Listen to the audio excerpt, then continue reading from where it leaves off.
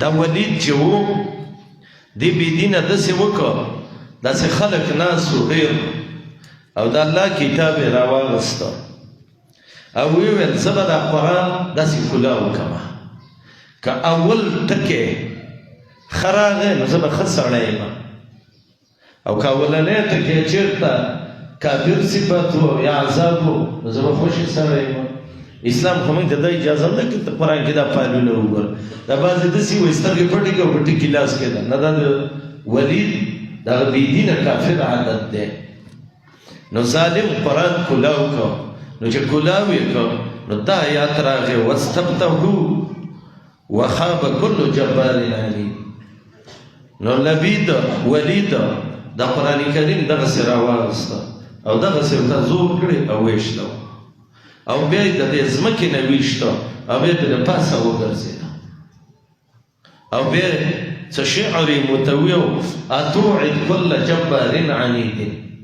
فها انا ذاک جبار عنید ته جبار عنید یې هغه زیمه او بیا یې ورته ویلې اذا ما جئت ربک یوم حشر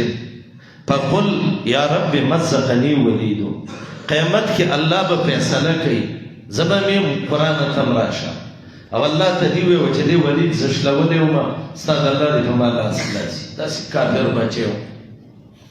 دا خبره یې وکړه مؤمنان ټول ډېر سخت خفه شو چې دا څه بېدینه سړی دی خو دا یو خبره ده